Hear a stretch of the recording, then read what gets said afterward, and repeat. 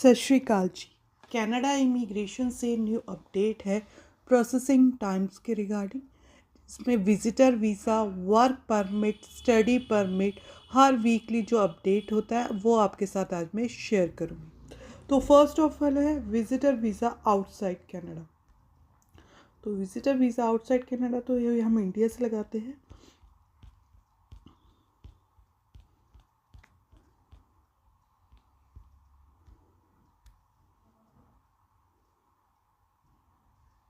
ये आप चेक कर सकते हैं 59 डेज है। तो ये 25 को चेंज हुआ है 2022 को। तो अब आते हैं इनसाइड कनाडा। ऑनलाइन और पेपर बेस है 156 डेज। अब आते हैं हम इस पर ही super visa extension record, visitor extension and visitor records 130 days, 131 days paper base, online base. अब आते हैं super visa parents and grand parents.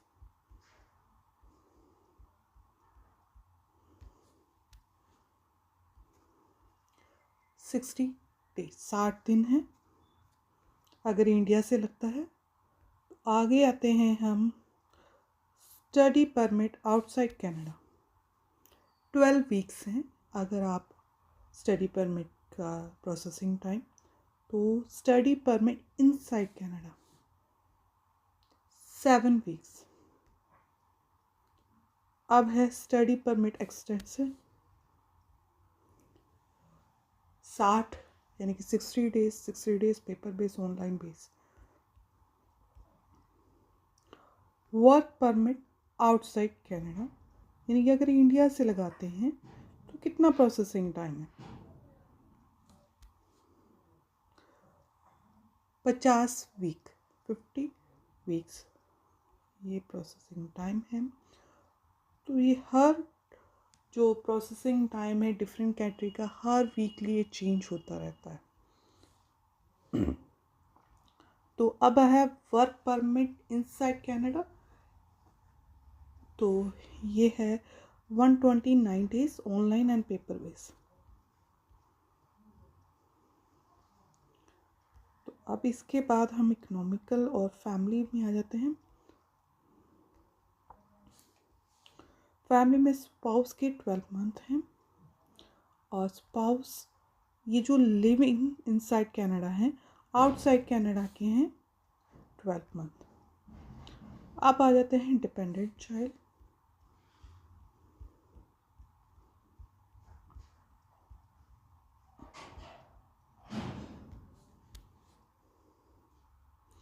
उन्नीस month parents and grand parents. 20 to 24 month adopted child।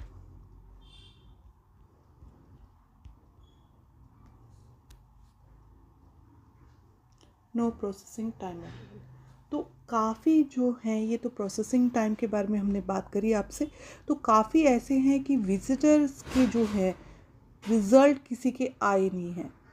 तो काफ़ी के जो रिज़ल्ट्स नहीं आए हैं तो मैं उन्हें ये कहूँगी कि उनके पास वेब फॉर्म है, वेब फॉर्म को भरिए, और या उन्होंने अपने एजेंट से अप्लाई करा है तो उसे कांटेक्ट करिए और उनके थ्रू वेब फॉर्म भर के आईआरसी से पूछिए कि हमारा रिज़ल्ट डिले क्यों हो रहा है विजिटर वीज़ाज़ का। क्योंकि काफ़ी ऐसे कैंडिडेट हैं जिन्होंने साल साल फाइल लगाई है, उसके बाद जब नया पोर्टल स्टार्ट हो गया उस नए पोर्टल में अपनी फ़ाइल नहीं डाली और वो पुराने ही बेस पर चल रहे हैं, तो उनका अभी तक किसी का रिजल्ट्स नहीं है।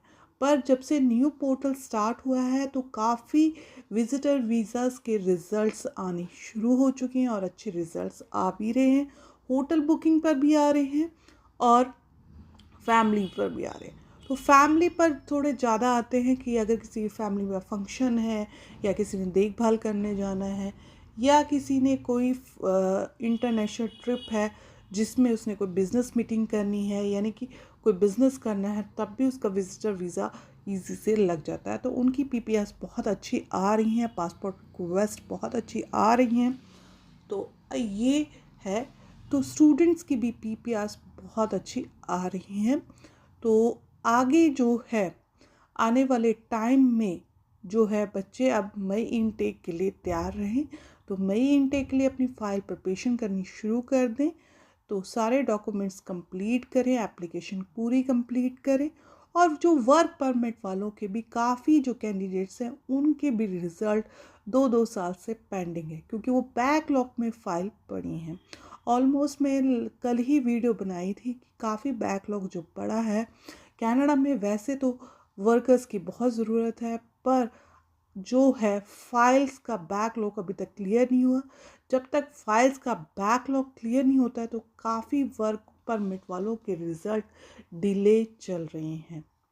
तो होप है कि आने वाले टाइम में उनके रिज़ल्ट आए। तो अगर आपकी वर्क परमिट में फ़ाइल लगी हुई है और आपका फ़ाइल नंबर आया हुआ है और आपको उसमें कॉन्टैक्ट अस में वेब फॉर्म में जाके आप आईआरसी से पूछ सकते हैं। अगर आपने खुद से फ़ाइल लगाई तब भी आप आईआरसी से पूछते हैं कि हमारा क्यों इतना डिले रिज़ल्ट हो रहा है, या आपने किसी एजेंट से अप्लाई करा है तब भी आप एजेंट को कह सकते हैं कि हमारे वेब फॉर्म में जाके कॉन्टैक्ट अस करें। ऐसे नैनी वालों का कमेंट बॉक्स पर मैसेज आया होता है कि मेरा अभी तक रिज़ल्ट नहीं आया है, मेरा टेम्परेरी नंबर आ गया, मेरा पीआर नंबर आ गया, तो कितना अब आगे क्या होगा। तो मैं उन्हें भी कहूँगी कि आपके पास भी कॉन्टैक्ट अस का फॉर्म होता है, अगर वेब फॉर्म भरिए और आईआरसी से डायरेक्टली पूछिए कि कब तक हमारा अपडेशन आएगा। काफ़ी ऐसे कैंडिडेट जिनकी बायोमेट्रिक्स का आ गई, पर उसके बायोमेट्रिक्स डन होगी पर अभी तक कोई रिजल्ट्स नहीं है।